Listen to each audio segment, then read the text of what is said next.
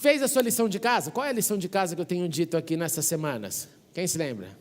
Lição de casa que eu tenho dado aqui à noite, qual é? Carta de Pedro. Ler a primeira carta de Pedro. Se você não fez isso ainda, faça antes de terminar esta nossa série de Pentecostes, porque ela vai muito te ajudar no que nós estamos trabalhando aqui. A primeira de carta é essa lição, porque ela fala sobre o início da igreja primitiva e a igreja que estava fugindo, a igreja que estava sofrendo profundas perseguições.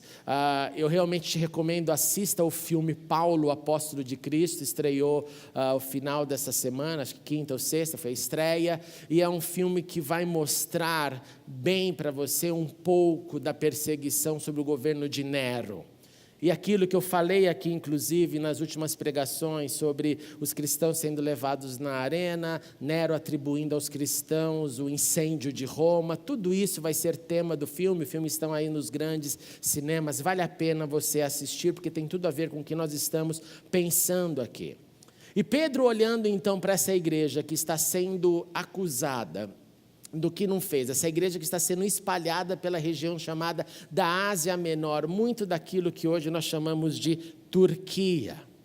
Este povo está então começando a sua vida em outro lugar, num outro ambiente, novos amigos, nova casa, um novo mercado onde compra as coisas, novo tudo, um tempo difícil de recomeço. E Pedro não olha para eles e fala assim, olha, porque vocês estão sofrendo dificuldades, eu não vou falar nada sobre os desafios do ser igreja. Não, pelo contrário, Pedro continua falando do nosso chamado, da nossa vocação, entusiasmando o pessoal que está na sua fuga para entender a sua vocação. E um dos versos mais fortes desta carta está lá em 1 Pedro 2:9. Que é quando ele dá 4 títulos para a igreja. Ele coloca 4 qualidades para a igreja, e ele deixa claro que essas qualidades, que estes títulos, que estes rótulos, que essa categorização existe por causa de uma finalidade. E o texto, você conhece bem aquele que diz, vocês, porém, são geração eleita, sacerdócio real, nação santa, povo exclusivo de Deus. Para por aí. Vou repetir para você. Geração eleita, sacerdócio real, nação santa, povo exclusivo de Deus. O que significa geração eleita? Geração eleita nos diz sobre a escolha de um grupo de pessoas no tempo e no espaço. Várias gerações houveram na história não só da fé, desde a fé antiga de Israel, passando por todos os momentos bíblicos que conhecemos, várias gerações ali. A geração, por exemplo, que transcendeu do pré-dilúvio para o pós-dilúvio, a geração que morreu no Egito durante a escravidão, a geração que saiu do Egito para a terra prometida, a geração que construiu o templo, a geração que foi exilada para a Babilônia, exilada para a Síria, gerações e gerações passaram com propósitos. A Bíblia, inclusive, quando fala do rei Davi, diz que tendo ele cumprido os propósitos da sua geração, ele descansou e foi unido, juntado aos seus antepassados, querendo dizer, ele cumpriu num tempo e no espaço.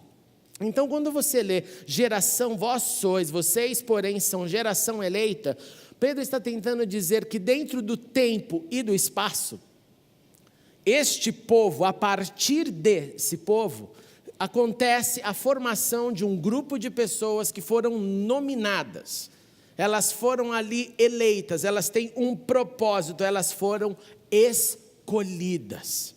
Escolhidas porque elas fazem parte de uma adição a um povo que já existia. O povo que já existia era os israelitas, aqueles que Deus escolheu logo no início. Mas agora um outro povo, que significa povos de todas as nações, foram adicionadas neste grupo. E este novo grupo é uma geração que foi escolhida no tempo e no espaço. Você representa a continuidade desta geração. Aquela geração inicial, então, não é única. Aquela geração é a primeira de um novo momento. E a continuidade do cristianismo na terra é a continuidade desta geração eleita no tempo e no espaço. Segundo título que ele dá é: vocês são sacerdócio real. Sacerdócio real significa vocês são os ministradores, os representantes de Deus, do Senhor, da realeza absoluta. E como somos filhos deste rei de realeza absoluta, usamos o termo Senhor, Rei dos Reis e Senhor dos Senhores, vocês são parte dos seus ministradores reais. Se fosse no inglês seria the royal servants. E o que significa isso? Significa que no passado você não poderia dizer: eu quero ser um sacerdote, se você não fosse descendente de Arão. Você não poderia dizer que você é bonzinho, que você faz tudo, que você tem um dom, que você tem proatividade, que você está disposto. Não adiantava. Ou você vinha da linhagem araônica dos levitas, ou não tinha como você fazer isso. Então Pedro está dizendo: não, agora é um outro momento. E esse outro momento, ele eleva-nos, todos nós, à condição de ministradores, de sacerdotes, de representantes do Rei absoluto e do Senhor. O terceiro título é Nação Santa. Uma nação dentro de todas as outras nações, mas esta nação, segundo Pedro, é uma nação que ganha um termo que em uma palavra você pode manter no seu coração: santidade igual a separação. Nação santa, então, é um povo que é tirado das nações, e esse povo recebe uma vocação de separação. O que significa essa separação? Que nós não vamos, não vivemos, não reproduzimos o canto da terra, mas nós vivemos, nós reproduzimos o canto dos céus. Nós não vamos com aquilo que todo mundo diz, todo mundo faz assim. Se o que todo mundo faz assim, destoar com o que os céus nos dizem, com o que Deus nos diz, não é o meu canto, não deve ser o seu canto, porque eu fui chamado para ser um povo, uma nação separada. Agora perceba, Pedro sabe, e os seus leitores também sabem, que ele está escrevendo aqui por representantes de várias nações que estavam em fuga. Mas ele chama todo mundo, ele rotula todos agora: vocês são uma nação santa. Ele não fala que são pardos, medos, pessoal de Cirene, árabes, o pessoal de Jerusalém, o pessoal de Antioquia, o pessoal do Egito, não. Ele retira esse conceito de etnia, não que ele não tivesse o seu valor, mas como ele está falando de espiritualidade, ele diz: vocês agora são um povo, e esse povo tem como lema separação, santidade, dedicado às coisas santas. E o quarto título que ele usa é povo exclusivo de Deus. E um povo que é exclusivo de Deus é um povo que tem um único Senhor, e a exclusividade de um único Senhor. O que é também a antítese de tudo que viveu na sua história o povo de Israel, que chegava numa terra, recebia as influências da terra, adquiriam os deuses da terra, e assim que começava todo um processo de retorno ao paganismo, o retorno à idolatria, o retorno ao canto da terra.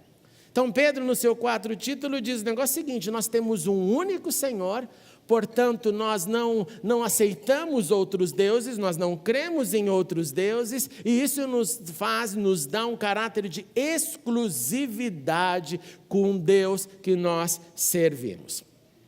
Agora você imagina então receber esses 4 títulos e ler essa carta. Você está lá então fugindo, e você lê essa carta pensando e preocupado que no dia seguinte pode ser alguém da sua família que vai ser escolhido para ir para uma arena ser queimado.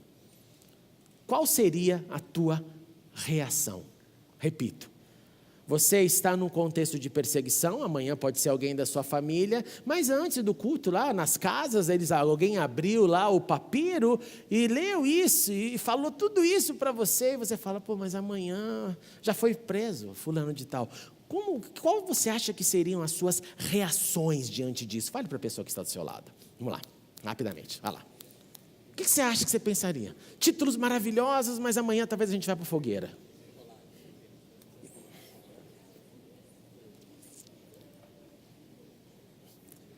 A verdade é que não dá nem para imaginar, não é?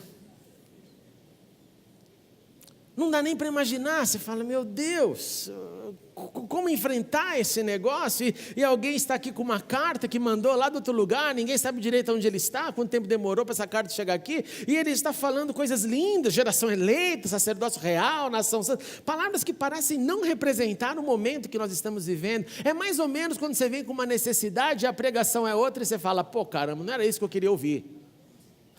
Mesmo exemplo, mesmo paralelo. E ele está mostrando um outro caminho. Mas esses títulos, eles têm também uma outra finalidade. Qual é a finalidade? Agora é a segunda parte do texto. Vocês são geração eleita, sacerdócio real, nação santa, povo exclusivo de Deus, A finalidade é anunciar as grandezas daquele que os chamou das trevas para a sua maravilhosa luz. A finalidade destes rótulos, desse título, é porque vocês têm uma missão de anunciar luz no meio das trevas. A finalidade é que vocês encarnem esses títulos e saiam para a missão. E foi isso a missão dada ali em Pentecostes. Eles receberam o poder, empossados de poder, a igreja nasceu e automaticamente pega essa informação, pega este poder, pega este sobrenatural que vocês sentiram, que vocês ouviram o vento, vocês ouviram essas línguas sendo faladas, vocês foram tocados por ela, agora retenha tudo isso e sai. Porque tudo isso tem uma finalidade de te tirar do banco da sua cadeira. Sai. E aí, como eu compartilho então isso? Porque então eu estou cheio do poder de Deus, o Espírito está em mim, mas como eu faço isso? E é simples. O primeiro passo de como eu faço isso é simplesmente compartilhando aquilo que Deus tem feito na minha vida. Eu paro, eu olho para mim, vejo o que Ele tem feito na minha vida. O que Ele fez na minha vida. Que desequilíbrio se transformou em equilíbrio, que ausência de paz se transformou em paz. O que Ele gerou em mim, o que Ele colocou no meu coração, eu vi assim, agora vejo assado. Esse é o primeiro como eu compartilho com os outros aquilo que Deus tem feito na minha vida. Em outras palavras, a minha experiência com Cristo. Preciso de muita experiência para compartilhar? Não. Sonoro? Não. Nos exemplos dos encontros de Jesus, com gente que Ele curava, com gente que Ele libertava de demônios, era: recebeu? Vá e fale.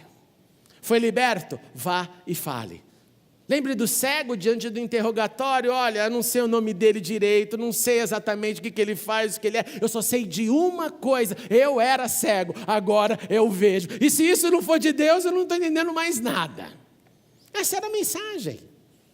Recebi, Ele me tocou e agora eu divido. O problema é que nós vivemos de uma forma tão sem prestar atenção naquilo que Deus faz diariamente na nossa vida, que às vezes as pessoas têm dificuldades de relatar o que Deus faz. E aqui eu não estou dizendo simplesmente se dizer: Deus deu o pão, Deus deu o trabalho, eu estou trabalhando, eu estava solitário, agora eu tenho um namorado. Não. O que Ele faz no seu interior? O que Ele faz no seu entendimento de relação com Ele, do agasalho que não é dinheiro, que não é físico, que não é humano, que é espiritual, que nos cala, que nos faz dizer sim para o que é sim, não para o que é não. Então o primeiro passo é compartilhar esta minha experiência no nível em que eu estiver. Se eu estiver bem profundo, já com muitas e muitas experiências, eu vou falar sobre elas. Se eu estiver bem no começo, eu falo sobre a que estou. Não importa onde você está, o importa é que essa é a primeira proclamação. Segundo, eu reparto aquilo que é conhecimento que eu estou adquirindo. E por estar adquirindo conhecimento, esse conhecimento está me mudando, me transformando, então eu também compartilho. Inclusive aquilo que eu ainda não consegui dominar por completo, mas eu percebo, eu já tenho uma rota, Cristo diz isso, eu ainda não consegui, mas é este conhecimento que entrou em mim, é isso que está fazendo eu andar em direção a Ele. Exemplo, alguém aqui já atingiu: ame o seu próximo como a si mesmo? Não. Nós estamos numa trajetória. Nós andamos querendo amar e tendo oportunidades de amar, mas quantas vezes você é abordado até na rua por alguém que vem te pedir e você fica até com raiva, não é assim? Mas caramba, não dá um tempo, sai daqui, sai desse farol, menino, porque não vou te dar dinheiro hoje, porque você vai pegar isso, você vai fumar, você vai beber, a gente dá qualquer desculpa, fica até irritado com o negócio e não consegue nem ter compaixão. Acontece só comigo ou com você também? Porque às vezes eu fico com raiva. Mas é um processo, o ensino me diz então, não, o caminho é esse, você tem que ter essa conduta, e eu vou brigando comigo, então eu compartilho também com os outros, essa minha luta de, neste exemplo, aprender a amar como Cristo pediu para eu amar. Terceiro, como eu proclamo este reino, é convidando gente para andar comigo, convidando gente para sentar ombro a ombro comigo, convidando gente para dizer, reparta comigo a caminhada, porque se nós formos juntos vai ser muito mais fácil do que se eu for sozinho, se eu me isolar na minha espiritualidade e só pedir quando for um grande drama que eu estiver enfrentando, não, é andar junto, caminhar junto, dar risada junto e sim chorar juntos.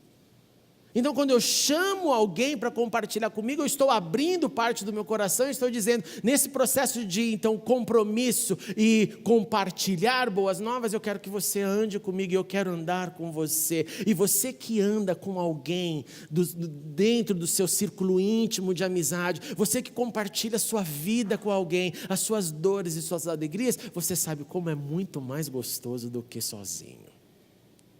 E como é difícil às vezes ficar na solidão e não sentir a vontade para compartilhar, nem mesmo as alegrias, nem mesmo as tristezas. Esse anúncio acontece no dia a dia, esse anúncio acontece onde quer que eu ande, onde quer que eu andar, onde eu tiver chances de anunciar, essa é a finalidade da minha vida. E acontece também além das minhas fronteiras, além da minha cidade, além do meu estado, além do meu país. Esta é a missão de todos nós, de todos os seguidores de Cristo, e esta é a missão também de outros que, tendo ouvido o chamado, se tornaram escolhidos. Lembrou do verso? Muitos são e quem é escolhido? Quem é escolhido? Escolhido é quem aceita e responde ao chamado. Escolhido não é uma pessoa maravilhosa, super espiritual. Nossa, é um escolhido. Não. Escolhido é quem disse, é comigo. É comigo. Sou eu. Eu sou a resposta. E alguns então dizem isso, inclusive, para o além-mar. Para além das fronteiras. E nós os chamamos de missionários. Pessoas vocacionadas por Deus que disseram sim a esse chamado, foram escolhidos para uma missão, eles saem da sua zona de conforto, da sua casa, saem porque entendem a grande comissão que significa o ide por todo mundo e pregar o evangelho. Ele não consegue mais olhar a vida dele no sentido natural da grande maioria, que é eu trabalho, eu faço uma carreira, eu sirvo ao Senhor, eu sigo ao Senhor. Não, eles não conseguem, eles têm uma inquietação que fala, eu não quero gastar a minha vida assim. Eu prefiro perder minha vida para achar e eu vou para onde quer que Deus me enviar. E quando isso acontece, olha, não adianta nenhuma proposta vir, nenhum dinheiro, nada, você ouve e nada mais tem valor. Você fica completamente eletrificado com a energia de Deus, você fala, eu só quero obedecer a Deus, eu só quero servir a Deus, eu só quero ganhar mais alguns. E estes missionários são então enviados pela igreja. Esses missionários vão pelo mundo sustentados pelas suas igrejas locais. Eles são apoiados por juntas missionárias, juntas de missões, agências missionárias. E nós aqui usamos um termo, né? Nós seguramos as cordas para que eles possam ir. E hoje então estou falando aqui com vocês da nossa casa do pilar de missões. E do que acontece na nossa vida missionária da igreja. Nós temos um departamento de missões, nós temos uma líder de missões, que é a Sara Mendonça, ela teve um compromisso hoje, por isso que não pôde estar aqui.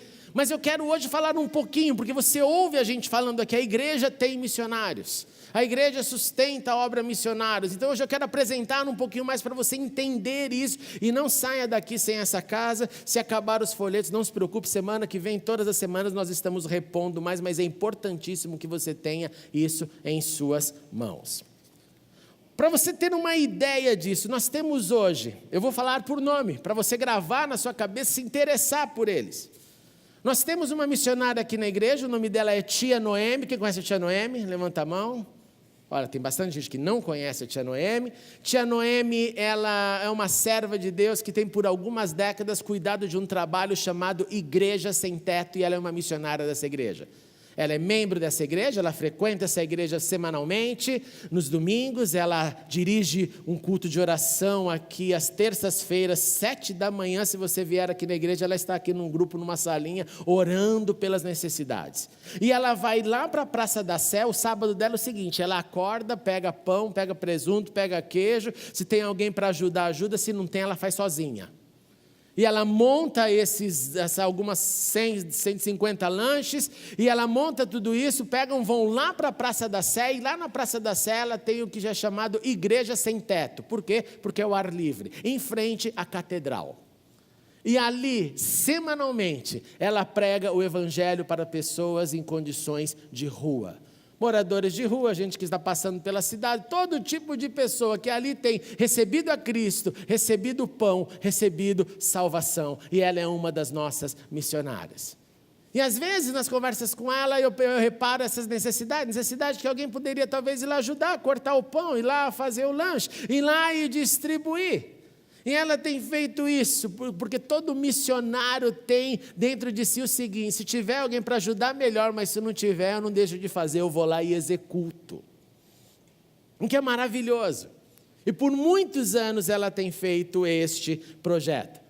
Além disso, ela trabalha também no nosso MAS, que eu vou falar daqui a pouco, mas ela também está envolvida no nosso projeto social, dando o apoio pastoral para as famílias que aqui vêm todas as quartas-feiras na igreja, também receber a palavra, também receber o cuidado, as nossas sacolas de alimentos e tudo aquilo. A Tia Noemi é uma das nossas missionárias. Nós temos uma outra também que é menos conhecida que a Tia Noemi, porque ela não é membro aqui da igreja. O nome dela é Raquel. Ela é nossa missionária no Hospital das Clínicas, ela é uma capelã hospitalar já há muitos anos. E são milhares de leitos que ela visita mensalmente. Eu vou repetir, milhares de leitos. E ali tentando levar o quê? Conforto quando alguém está passando o drama da saúde no hospital, que é um momento de muita vulnerabilidade.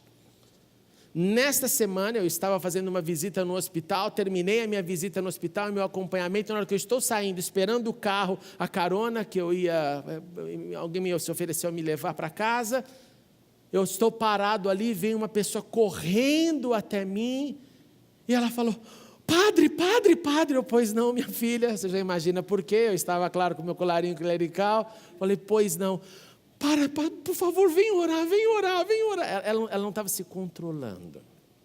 Ela estava desesperada. O que foi? Não, meu filho. Ela começou a falar, eu não entendi nada. Porque ela começou a falar tanta coisa de doença, de acidente, de hemorragia. Eu falei, minha filha, tudo bem, só tem um detalhe. Eu sou um pastor, mas deixa eu ir. Ela, não tem problema, padre? Eu, não tem problema. Deixa eu ir com você. Eu sou da cruz também. Peguei, ela me levou lá, passei por um monte de lugar, estava na emergência. Na hora que eu chego lá no ambiente, tem um menininho que nunca mais vai sair da minha mente, a cara dele.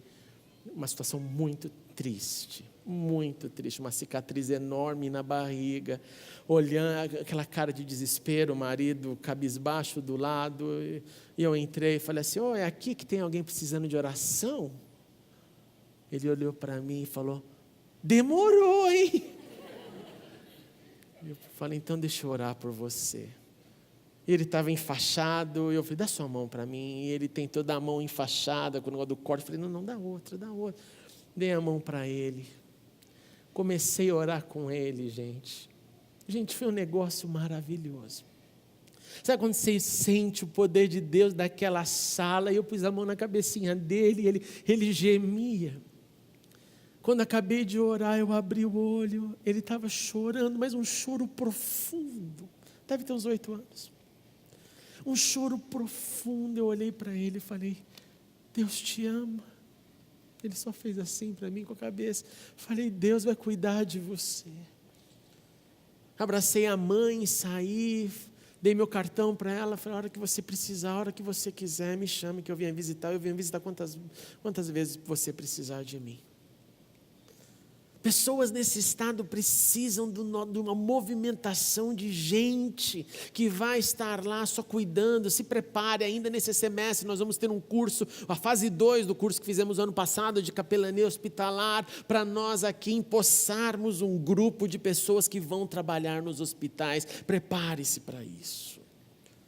E essa missionária faz esse trabalho, esse é o dia a dia dela. É vendo todos os dias os dramas em todas as idades, o que é um desgaste tremendo. E nós sustentamos parcialmente esta missionária. Nós temos missionário entre os índios, o nome dele é Pastor Brito, há anos, mais de 20 anos, trabalhando numa parte da floresta amazônica, vivendo com os índios lá do norte, mas cada história maluca, cada história assim, terrível da situação indígena, de tantas coisas que acontecem com eles quando eles se encontram com Cristo, com o viver no meio da selva, com o viver ali comendo de tudo que você pode imaginar, de muitas vezes tendo que submeter até a água ali contaminada no banho, situação muito precária.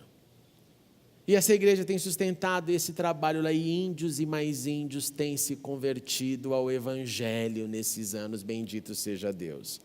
Nós temos também em Porto Alegre um trabalho de implantação de igrejas, o pastor Maggioli é o nome dele, e a Sara sempre me diz que ele é incansável, que o tempo passa, ele fica o tempo inteiro arrumando mais sarna para se coçar, tentando plantar e ajudar e abençoar outras igrejas no sul do Brasil, para que lá também eles sejam tocados pelo Senhor. Nós temos no sertão do Ceará, pastor Marcos Chagas, esse eu também tive a oportunidade de conhecer, um homem de Deus, um homem simples, que foi para um sertão, para uma cidade completamente desconhecida, chamada Farias Brito.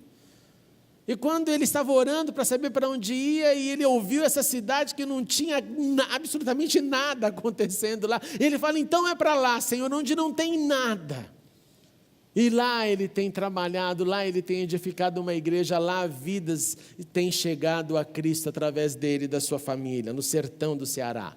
Nós temos a Maria Alice, que vocês ouviram algumas semanas atrás, nossa missionária nas Filipinas, foi na China um tempo, agora está nas Filipinas, com 66 anos, ela fará esse ano, entrará sua aposentadoria pela junta de missões, mas ainda está clamando, eu quero continuar nas nações pregando o Evangelho, mesmo depois de aposentada.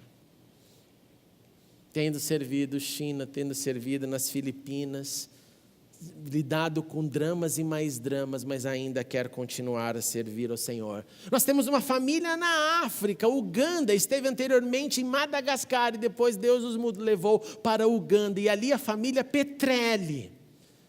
Eles são bem branquinhos, você falaria que são europeus, ele principalmente, né? Cara de europeu assim, e vivendo ali na África, vivendo ali com seus filhos, ali no meio dos africanos, pregando o Evangelho com tanto amor, que só quando você ouve eles falarem, né? A Valesca esteve conosco, né? Alguns meses atrás aqui, servindo a Deus, viajando por vários lugares onde tem um domínio islâmico, e ele vai ali socorrer pessoas e pregar o Evangelho na África.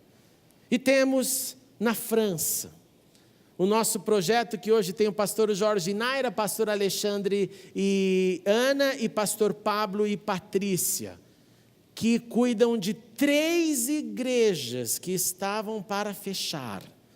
3 igrejas que, parte delas, do trabalho da França, igrejas já estavam literalmente sem pastor há muitos anos, às vezes mais de 10 anos sem um pastor, e foram os missionários brasileiros, e essas igrejas foram renovadas, e essas igrejas estão crescendo. Eu recebi agora, uma semana atrás, um relatório do Pablo dizendo, pastor, diga para Perdizes que tivemos batismos na igreja.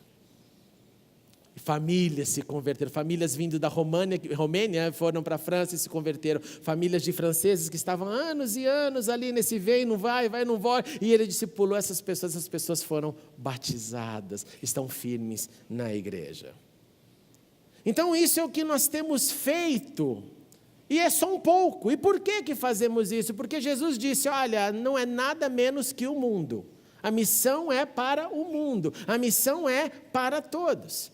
Então lá eles enfrentam todos os tipos de dificuldade e nós aqui seguramos as cordas. Primeiro em oração, em sustento financeiro, em empreitadas. Todas as vezes, por exemplo, que você compra na nossa loja missionária, esse dinheiro vai 100% para missões. Quando você vem aqui naquele jantar das nações, festa das nações, todo esse dinheiro vai para as missões. Quando você vê aqui no Natal, nós falando, olha, nós queremos fazer o Natal do missionário. O que é o Natal do missionário? Nós tentamos arrecadar mais dinheiro para dar para eles também algo a mais, porque Natal todo mundo fica esperando o Papai Noel chegar.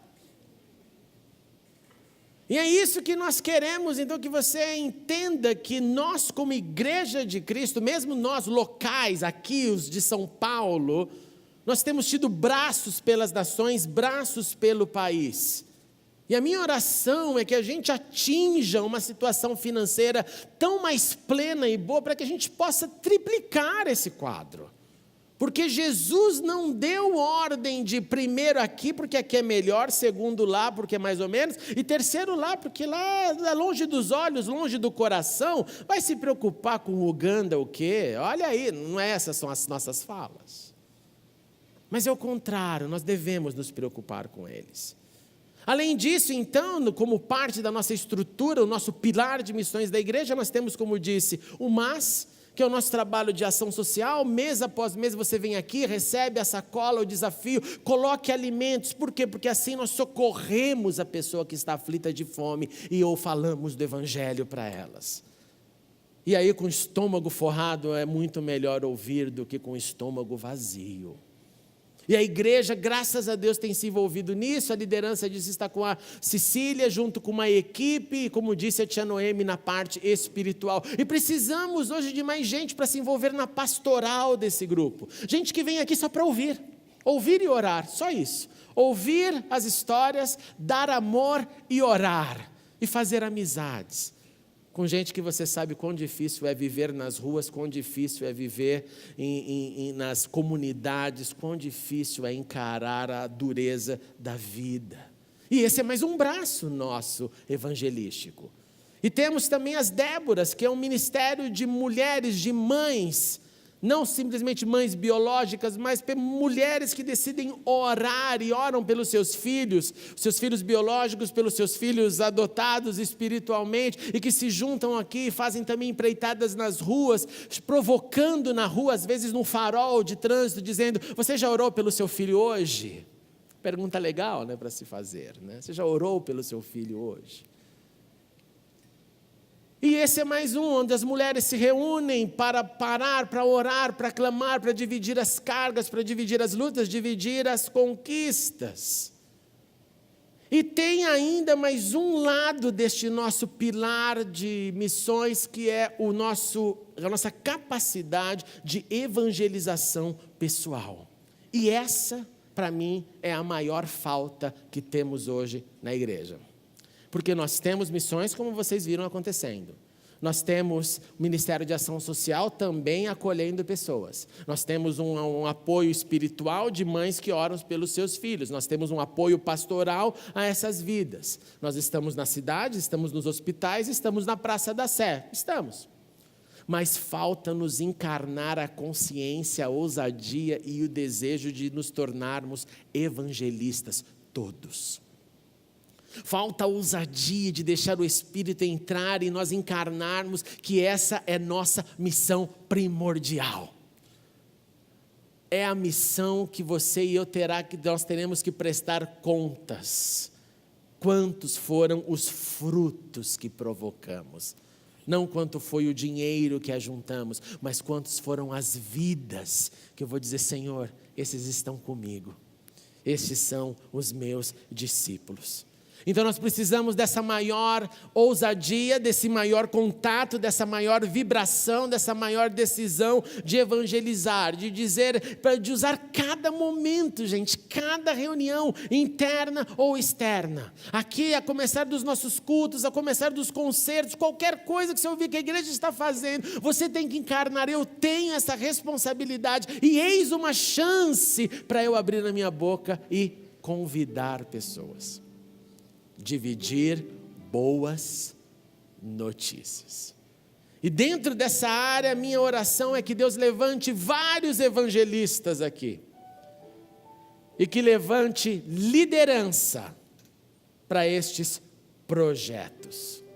Para que a gente veja em cada momento uma grande possibilidade e fale: Senhor, é comigo, eu vou ser voz, eu vou ser o pescador de homens diante dessa necessidade. E essa é a nossa tarefa, gente. É a nossa tarefa de preencher as cadeiras vazias, é nossa tarefa. Eu não posso passar para o outro, é minha e é sua. Mas isso só vai acontecer quando o amor brotar no seu coração e você falar: eu quero trazer, salvar, tocar mais alguns. E essa é a palavra de Paulo. Eu faço tudo isso a fim de ganhar mais alguns, que eu vou tirar, como Pedro escreveu, das trevas para a luz. Porque todo aquele que invocar o nome do Senhor será salvo, todo aquele. Como, pois, invocarão aquele em quem não creram? Como crerão naquele que não ouviram falar? Como ouvirão se não houver quem pregue? E como pregarão se não forem enviados? Como está escrito, como são belos os pés dos que anunciam as boas novas. O Senhor Jesus te enviou. O Senhor Jesus te comissionou. O Senhor Jesus te chamou para proclamar boas notícias. O Senhor Jesus quer ver os frutos que você vai levar a Ele. Você não precisa de ninguém falar para você. Você não precisa de um comissionamento, você não precisa falar: não, é só se eu largar tudo. Não largue nada. Simplesmente se torne um proclamador de boas notícias. Simplesmente coloque a pressão sobre você mesmo, dizendo: Senhor, eu quero proclamar, eu quero falar. E o Senhor há de fazer mais e mais nesse processo experiência, porque quando nós fazemos discípulos, nós estamos fazendo aquilo que Ele fez conosco e aquilo que Ele faz conosco.